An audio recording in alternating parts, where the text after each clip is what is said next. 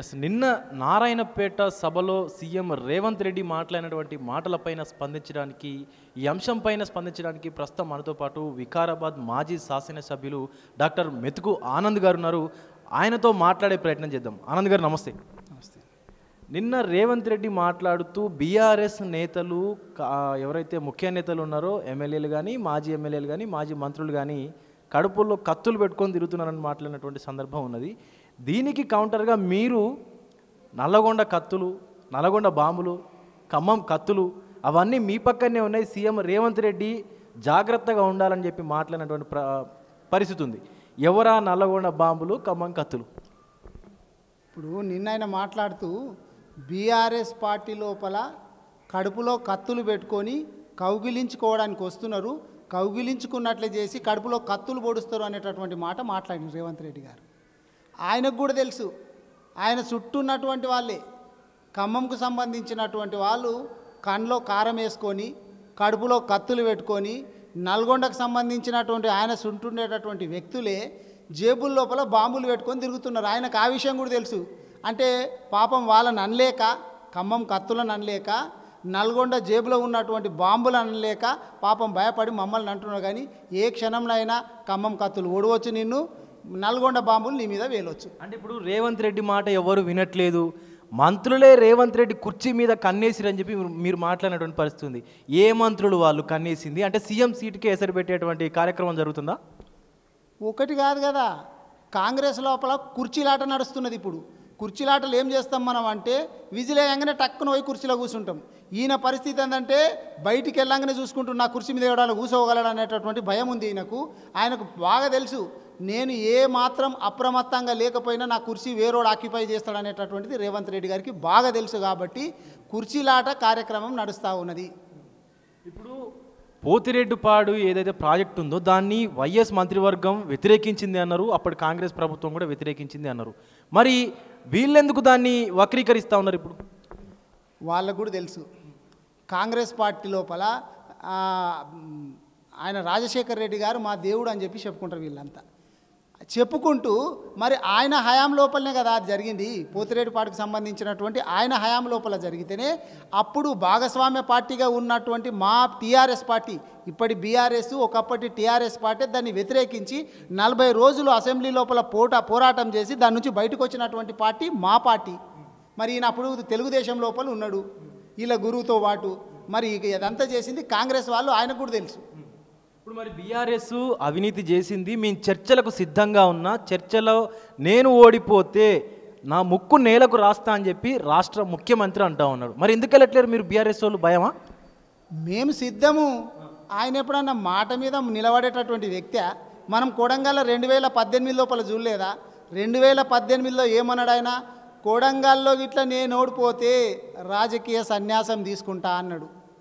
తీసుకున్నాడా? మరి తీసుకోలేడు. ఇప్పుడు కూడా నిన్నేమంటున్నాడంటే బీఆర్ఎస్ పార్టీ 10 సంవత్సరాల పాలన మీద 14 నెలల కాంగ్రెస్ పాలన మీద చర్చకు రావాలంటుండ్రు. మా హరీష్ రావు గారు చెప్పిరి, మా కేటీఆర్ గారు చెప్పిరి, నువ్వు ఏడికి రమ్మంటే ఎప్పుడు రమ్మంటే అప్పుడు మేము చర్చకు వస్తాము, నీ ఇంటికాడికి రమ్మంటే కూడా వస్తాము, నీ ప్యాలెస్లో కూడా కూర్చుంటాము, రమ్మంటే వస్తాము, అందరు మీడియాని పిలుద్దాము, లైవ్ డిబేట్ పెడదామని చెప్తే ఈయన చెప్పాలి కదా మరి రావాలని చెప్పి. ఈయనకు కూడా బాగా తెలుసు, ఎట్లాగూ నన్ను ఎక్కడనో ఇరికిచ్చేస్తారు, నా కుర్చీ కాల్ చేస్తారని చెప్పి. ఉట్టి మేకపోతు గాంభీర్యం అంటారు కదా, మీదికి అట్లా మేకపోతు గాంభీర్యం లాగా ఆయనకు కూడా లోపల ఉన్నటువంటి లొసుగులన్నీ తెలుసు. మరి పాలమూరు జిల్లాల్లో కరువు అనేది అసలు బీఆర్ఎస్ వల్లనే వచ్చింది. బీఆర్ఎస్ వల్లనే పాలమూరు జిల్లాలో, అటు మహబూబ్నగర్ జిల్లాలో ఉన్నటువంటి ఉమ్మడి కాన్స్టిట్యున్సీలు అన్నింటిలో కూడా బీఆర్ఎస్ వల్లనే, కేసీఆర్ వల్లనే కరువు వచ్చిందని చెప్పేసి కూడా మాట్లాడుతున్నటువంటి సందర్భం ఉంది. చెప్పనీకే రేవంత్ రెడ్డి గారికి కొంచెమంత ఉండాలి. ఎందుకంటే తెలంగాణ రాష్ట్రాన్ని కావచ్చు, భారతదేశాన్ని అత్యధిక సంవత్సరాలు పాలించినటువంటి పార్టీ మీ దిక్కుమాలిన పార్టీ. మరి నువ్వు నిన్నేం చెప్తున్నావు? తెలంగాణ రాష్ట్రంలో కావచ్చు, ఉమ్మడి ఆంధ్రప్రదేశ్లో కావచ్చు, కట్టినటువంటి ప్రాజెక్టులకు అన్ని తట్టా పని చేసింది, పారా పని చేసింది, మట్టి పని చేసింది మా పాలమూరు బిడ్డలే, మా పాలమూరు వాళ్ళంతా వలసలు పోతుండ్రి అని చెప్పినావు. నేను ఇంతకుముందు చెప్పిన పాలమూరు వలసలకు కారణమయ్యింది మీ పార్టీ, కాంగ్రెస్ పార్టీ. కేసీఆర్ గారు వచ్చిన తర్వాత ఆ వలసలను రివర్స్ చేసిండు. అంటే పాలమూరు నుంచి వేరే జిల్లాలకు వేరే రాష్ట్రాలకు వలసపోయేటటువంటి పరిస్థితి నుంచి కేసీఆర్ గారు పాలన వచ్చిన తర్వాత పాలమూరు జిల్లా లోపల పనిచేయడానికి కర్నూలు నుంచి పక్క రాష్ట్రాల నుంచి వచ్చేటట్లు చేసిండు. కాబట్టి రివర్స్ మైగ్రేషన్ చేసిందేమో కేసీఆర్ గారు అయితే పాలమూరును నాశనం చేసి పార పని మట్టి పని చేపించింది కాంగ్రెస్ వాళ్ళ పాలన. కేసీఆర్ అనేటి వ్యక్తి కరీంనగర్ నుంచి వచ్చి ఇక్కడ మహబూబ్ నగర్లో పోటీ చేసిండు. కరీంనగర్లో అసలు గెలిచేటువంటి ప్రసక్తి లేదు, అందుకే వచ్చి ఇక్కడ మహబూబ్ నగర్లో పోటీ చేసిండు అని చెప్పేసి మాట్లాడినటువంటి సందర్భం ఉంది నిన్న రేవంత్ రెడ్డి. గురిగింజ తన కింది ఏమున్నది అనేది చూసుకోదు అన్నట్టున్నది రేవంత్ రెడ్డి గారి మాటలు చూస్తుంటే. ఎందుకంటే ఈయన మొట్టమొదటిసారి ఎలక్షన్ లోపల పోటీ చేసింది ఎక్కడ? కల్వకుర్తిలా, మిర్జిల్ మండల్ అనుకుంటా ఈయన జెడ్పీటీసీ చేసింది. మరి ఆడికెళ్ళి ధర్మేస్తే ఆయన జనాలు ఎంట పడితే కొడంగల్కు వారిపోయి వచ్చిండ్రా. మళ్ళీ కొడంగల్ లోపల 2018 లోపల ఈయన నోడగొడితే జనాలు వెనక పడితే తరిమిత పోయి మళ్ళీ మల్కాజ్గిరికి పోయిండా. మాట్లాడేటప్పుడు కొంచెమన్నా ఆలోచన చేసి మాట్లాడాలా. ఇంకొకటి కూడా ఏంటంటే కేసీఆర్ గారు కరీంనగర్ లోపల ఓడిపోలే, కరీంనగర్లో గెలిచిండు. అదేవిధంగా ఇక్కడ మహబూబ్ నగర్లో కూడా మంచి మెజార్టీతోటి గెలిచిండ్రు. మరి నువ్వు 2018 లోపల కొడంగల్ లోపల జనాలు నీకు మంచి కర్రు కాసి వార్త పెట్టిండ్రు. పరుగు నొప్పి అని చెప్పి నువ్వు మళ్ళీ ఈడు దాకా మల్కాజ్గిరి లాగా వస్తే ఏదో గుడ్డిలో మెల్లి అన్నట్టు మార్జిన్లో గెలిచి బయటపడ్డావు. రేవంత్ రెడ్డి నిన్న సభలో మాట్లాడుతూ ఇందిరమ్మ ఇండ్లు కట్టిన చోట కాంగ్రెస్ ప్రభుత్వం పోటీ చేస్తుంది, డబుల్ బెడ్రూమ్ కట్టిన చోట బీఆర్ఎస్ ప్రభుత్వం అని అంటే బీఆర్ఎస్కు సంబంధించినటువంటి వాళ్ళు పోటీ చేస్తారు అని చెప్పేసి, పోటీ చేసేటువంటి ధైర్యం మీకుందా అని చెప్పి బహిరంగంగానే అడుగుతూ ఉన్నారు. చేస్తారా నిజంగానే? ఇప్పుడు ఇందాక చెప్పినట్లు కాంగ్రెస్ పార్టీ భారతదేశాన్ని కావచ్చు, అదేవిధంగా రాష్ట్రాన్ని, ఆంధ్రప్రదేశ్ రాష్ట్రం కావచ్చు, తెలంగాణ రాష్ట్రాన్ని ఎక్కువ సంవత్సరాలు పాలించినటువంటి రాష్ట్రం. గాలుకి ఇందిరమ్మ ఇండ్ల గురించి మాట్లాడుతున్నారు. ఇందిరమ్మ ఇండ్లు ఉన్న చోటనే వీళ్ళు పోటీ చేస్తారంట. కేసీఆర్ గారు కూడా ఒక మాట చెప్పిండ్రు అసెంబ్లీ లోపల. ఏం చెప్పిండ్రు అంటే 2014లో గెలిచిన తర్వాత 2018 లోపు తెలంగాణ రాష్ట్రంలోని ఇంటింటికి నేను మంచి నీళ్ళు ఇవ్వకపోతే నేను 2018 లోపల ఓట్లాడగా అన్నాడు. అది నీళ్ళు ఇచ్చి ఆ మాట నిలబెట్టుకున్నాడు. మరి నువ్వు ఇప్పుడు చెప్తున్నావు కదా రుణమాఫీ మొత్తం చేసేసినాం, అయిపోయింది అని గప్పాలు కొడుతున్నావు కదా, ఆ రెండింటి మీదనే పోదాం. ఏంది అంటే భగీరథ నీళ్లు ఏ గ్రామాలలో అయితే తెలంగాణ రాష్ట్రంలో వస్తున్నాయో ఆ గ్రామాలలో మాత్రమే మేము వచ్చేటటువంటి ఎలక్షన్ లోపల పోటీ చేస్తాం బీఆర్ఎస్ పార్టీ తరపు నుంచి. ఏ ఊర్లో అయితే భగీరథ నీళ్లు లేవో అక్కడ మేము పోటీ చేయం. మరి నువ్వు కూడా ఏం చేయాలంటే ఏ ఊర్లో అయితే సంపూర్ణంగా అంటే ఊళ్ళో ఎంతమంది రైతులు ఉన్నారో అంతమందికి రుణమాఫీ చేసిన ఊర్లోనే కాంగ్రెస్ పార్టీ వాళ్ళు పోటీ చేయాలి. ఆడ ఒక్క రైతు మిగిలిపోయినా కానీ నువ్వు పోటీ చేయొద్దు.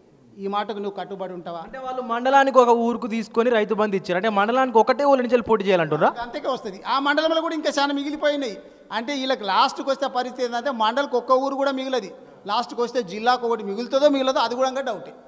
ఇప్పుడు ఈ స్థానిక సంస్థల ఎన్నికలు రాబోతూ ఉన్నాయి కాబట్టి బీఆర్ఎస్ యొక్క వ్యూహం ఏంది, ఎట్లా ముందుకు పోతూ ఉన్నారు? స్థానిక సంస్థల ఎలక్షన్స్లో బీఆర్ఎస్ యొక్క ఎలాంటి ప్రచారం చేయబోతా ఉన్నారు, అసలు ఎట్లా జరగబోతా ఉంది బీఆర్ఎస్ యొక్క కార్యకలాపాలు? మా పార్టీకి సంబంధించినటువంటి మా అధినేతతోటి మొన్ననే మేము మీటింగ్ పెట్టుకున్నాం. మనోళ్ళందరూ చూసిండ్రు. మాకు ఏ విధంగా పోవాలనేటటువంటిది మా నాయకుడు దిశానిర్దేశం చేయడం జరిగింది. కానీ రేవంత్ రెడ్డి గారికి ధైర్యం జాలతలేదు. స్థానిక సంస్థల ఎన్నికలు పెట్టాలంటే రేవంత్ రెడ్డి గారికి ధైర్యం సరిపోతలేదు, పెడతలేడు. ఇగో వచ్చి ఆగో వచ్చి అంటే వెనకకెళ్ళి చూసారు, పోతావరా బాబు అయిపోయిందని ఇది గోయిందా అనేట వరకు మళ్ళీ వెనకకి జరుగుతున్నాడు. మళ్ళీ ఆడగొట్టి వచ్చేది మనం ఊరిచ్చే వరకు ఈ పథకం తీసుకొస్తా ఆ పథకం తీసుకొస్తా ఏది చెప్పినా కానీ జనాలు నువ్వు ఏం చేసినా కానీ నమ్మే పరిస్థితి లేడు. నిన్ను ఎవరు దేకుడు కూడా దేకుతలేడు.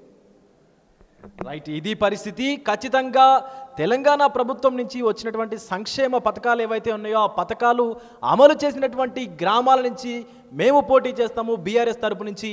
మీరు తెలంగాణ రైతాంగానికి అందించినటువంటి రైతు బంధు కానీ రైతు భరోసా కానీ ఏదైతే ఉందో అది అందించిన గ్రామాల నుంచి మీరు పోటీ చేయండి అంటూ కూడా కాంగ్రెస్కు ఘాటైనటువంటి విమర్శలు చేస్తూ ఉన్నారు. అంటే కాంగ్రెస్కు డైరెక్ట్గానే కౌంటర్ ఇస్తూ మాట్లాడుతున్నటువంటి సందర్భం అయితే ఉంది వికారాబాద్ మాజీ ఎమ్మెల్యే మెతుకు ఆనంద్ గారు. కెమెరామెన్ అజర్తో విజయ్, తొలివెలుగు, బీఆర్ఎస్ భవన్ నుంచి. ప్రపంచంలో ఏ మూల ఏ క్షణం ఏం జరుగుతుందో వేగంగా తెలుసుకోవడానికి తొలివెలుగు వాట్సాప్ ఛానల్ని ఫాలో చేయండి.